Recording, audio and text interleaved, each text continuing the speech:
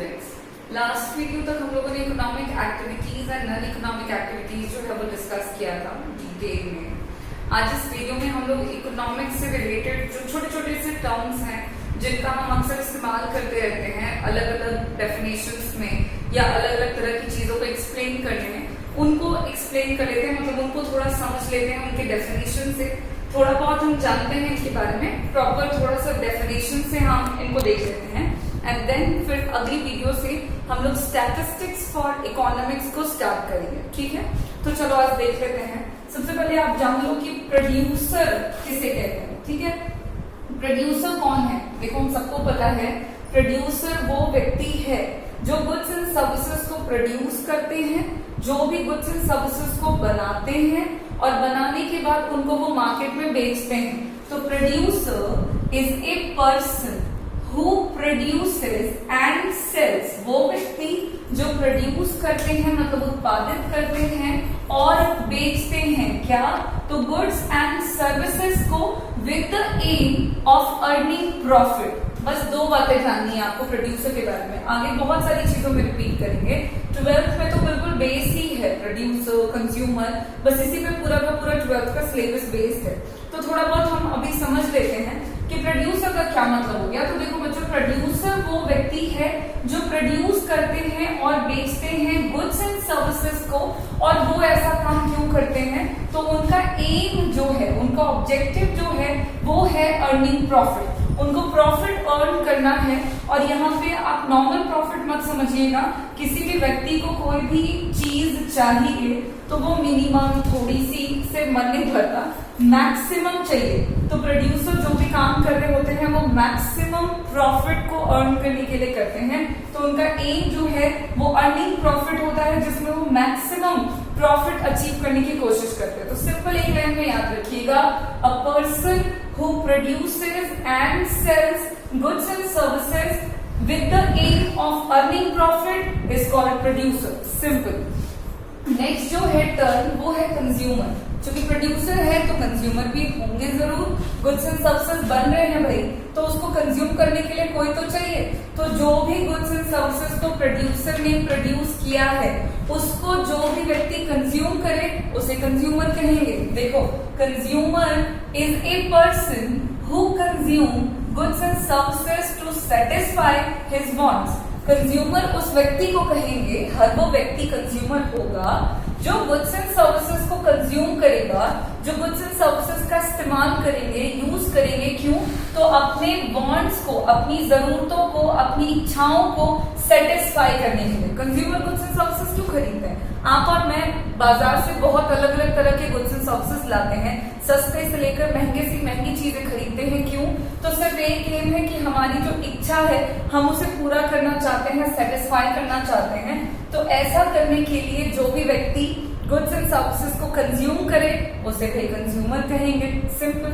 अब जरा जान लो कि गुड्स, मैंने आपको लास्ट वीडियो में बोला था कि हम नेक्स्ट वीडियो में गुड्स पे भी बात कर लेंगे थोड़ा।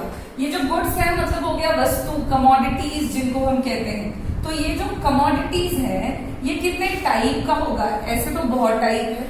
अब आप ये मत समझ लेना कि यहाँ पे कमोडिटीज के टाइप में हम कैटेगराइज करेंगे, कपड़े को अलग, बुक्स कॉपी किताब को अलग, स्टेशनरीज को अलग कर देंगे, गारमेंट्स को अलग कर देंगे, नहीं वैसा वाला टाइप नहीं।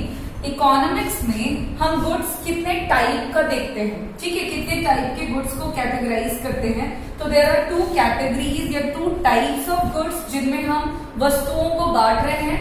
सबसे पहला जो है वो है आपका कंज्यूमर गुड्स।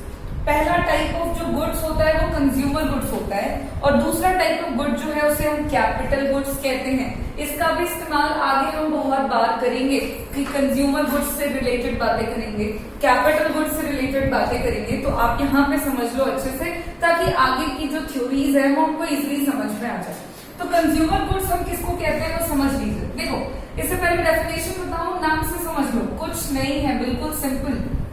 गुड्स तो पता ही है, वस्तु, कंज्यूमर लगा हुआ है, मतलब सीधा है कि वैसे गुड्स जो कंज्यूमर के लिए होते हैं। सिंपल सा समझो कि वैसे गुड्स जिनका इस्तेमाल कंज्यूमर करते हैं, कंज्यूमर के लिए जो वस्तु बने उसको कंज्यूमर गुड्स कहते हैं। अब सोचोगे सारे गुड्स तो कंज्यूमर के लिए बनते हैं, तो कैपिटल गुड्स फिर क्या हो गई? तो इसको भी आगे देखते हैं। देखो क्या है, तो कंज्यूमर गुड्स का मतलब हो गया वैसे गुड्स जो कि खरीदे जाते हैं और यूज किए जाते हैं, किसके द्वारा? कंज्यूमर्स के द्वारा, उपभोक्ताओं के द्वारा, आपके और मेरे द्वारा, rather than by manufacturers for producing other goods। देखो सिंपल सी बात है, सीधी सी बात है, बहुत तरह के गुड्स एंड सर्विसेज बनते हैं, ठीक है, बहुत वैरायटी में गुड्स एंड सर्विसेज प्रोड्यूस होते हैं। तो some particular kind of goods ऐसे होते हैं जो एकदम बने, डायरेक्टली फैक्ट्री से बने, मार्केट में पहुंच गए और एज अ कंज्यूमर हमने उसको परचेज कर लिया, इस्तेमाल कर लिया, अपने वांट्स को हमने सेटिस्फाई कर लिया। एक टाइप का गुड हो गया।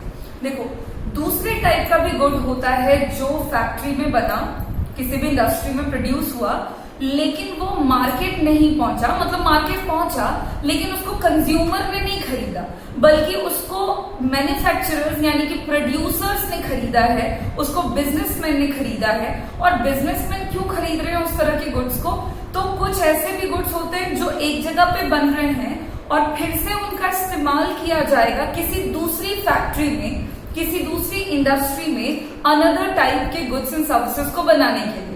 तो एक वस्तु जो बनी और डायरेक्टली कंज्यूमर तक पहुंच गई उसे हम कंज्यूमर गुड्स कहेंगे, सिंपल। और एक टाइप के गुड्स जो बने हैं लेकिन कंज्यूमर तक नहीं पहुंचे हैं बल्कि दोबारा से दूसरी फैक्ट्री में पहुंच गए हैं किसी और अनदर गुड्स को प्रोड्यूस करने के लिए, तो वैसे से जो गुड्स हुए उसको हम कहते हैं कैपिटल गुड्स, हिंदी में कहते हैं पूंजीगत वस्तुएं, ठीक है। सो कंज्यूमर गुड्स वैसे गुड्स हैं जिनको कंज्यूमर के द्वारा खरीदा और इस्तेमाल किया जाता है, ना कि मैन्युफैक्चरर्स के द्वारा फॉर प्रोड्यूसिंग अदर गुड्स। मतलब कंज्यूमर गुड्स को मैन्युफैक्चरर्स नहीं खरीदते हैं अदर गुड्स को बनाने के लिए, सिंपल। कैपिटल गुड्स का क्या मतलब हो गया? तो वैसे गुड्स जो कि यूज किए जाते हैं और खरीदे जाते हैं इन प्रोड्यूसिंग अदर गुड्स, वैसे गुड्स जो अदर गुड्स को प्रोड्यूस करने के लिए इस्तेमाल किया जाता हो उसे हम कैपिटल गुड्स कहते हैं। जैसे कि कंज्यूमर गुड्स में क्या बात कर रहे हैं, तो गारमेंट्स की बात कर लो, आप शर्ट की बात कर लो, टी शर्ट की बात कर लो, बुक्स की बात करो, कॉपीज की बात करो, बना है एक जगह एंड कंज्यूमर ने डायरेक्टली उसको कंज्यूम कर लिया। इसमें बहुत सारे गुड्स आ जाएंगे, आपके बुक्स हो गए, क्लोथ्स हो गया, आपका बहुत तरह की चीजें हो गई, खाने पीने की चीजें हो गई, बिस्किट हो गए, चॉकलेट्स हो गए। कैपिटल गुड्स वैसे गुड्स हैं जो अदर गुड्स को प्रोड्यूस करने में इस्तेमाल किए जाते हैं, जैसे कि हो गया आपका मशीन्स हो गए, आपकी मशीनरीज हो गई, ठीक है। उसके अलावा आपके रॉ मटेरियल्स हो गए, जितने भी रॉ मटेरियल हैं, ठीक है। मान लो आप रॉ मटेरियल में क्या ले रहे हो, मान लो आप वुड की बात कर रहे हो, लकड़ी की बात कर रहे हो, तो वो ट्री लगाया गया है, प्लांटेशन किया गया है प्रॉपर, देन उसके बाद उस लकड़ी को काट करके दोबारा से फैक्ट्री में भेजा जा रहा है, सपोज फर्नीचर बनाने के लिए, तो वहां पे जो वुड का इस्तेमाल किया गया है वो कैपिटल गुड्स है, क्योंकि वो बना है लेकिन दोबारा से उसका इस्तेमाल कर रहे हैं हम अनदर गुड्स को बनाने के लिए, तो उसे हम कैपिटल गुड्स कहेंगे। मशीन है तो कहीं पर बनी है, कहीं पर मतलब ऐसे ही कहीं सड़क पर नहीं बन गई, किसी भी इंडस्ट्री में बनी है और दोबारा से उसका इस्तेमाल हो रहा है अनदर इंडस्ट्री में for producing some another good, तो उस तरह के गुड्स हो गए कैपिटल। और जो डायरेक्टली कंज्यूमर ने कंज्यूम कर लिया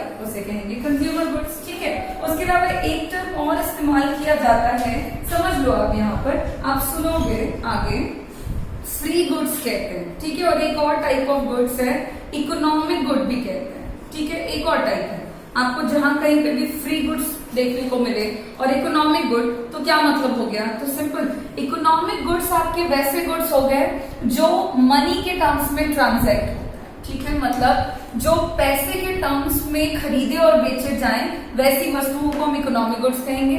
डिफरेंस की बात करो तो सिंपल कि इकोनॉमिक गुड्स जो हैं ये आपके पास स्कैर्स होते हैं, ठीक है, क्योंकि क्या है ना कि ये मैनमेड है, बन रहा है, ये इंडस्ट्री में बन रहा है, फैक्ट्री में बन रहा है, तो क्योंकि इसको इंसान बना रहे हैं, इसको ह्यूमन बीइंग प्रोड्यूस कर रहे हैं, तो वो जो है स्कैर्स होते हैं का मतलब है कि जितना डिमांड है उसके कंपैरिजन में सप्लाई जो है इस कमोडिटी की कम होती है, लिमिटेड होती है, ठीक है। बहुत ज्यादा क्वांटिटी में नहीं बना सकते हैं, जितना डिमांड है उतना तो नहीं बना सकते। अगर वैसा होता तो फिर इस तरह के गुड्स एंड सर्विसेज भी आपको फ्री में मिलते, आपको पैसे नहीं पे करने पड़ते। अच्छा, फ्री गुड्स नाम से पता लग रहा है, वैसे गुड्स जो फ्री में अवेलेबल हैं, ठीक है, आपके लिए अबंडेंट अमाउंट में अवेलेबल हैं, बहुत ज्यादा मात्रा में अवेलेबल हैं।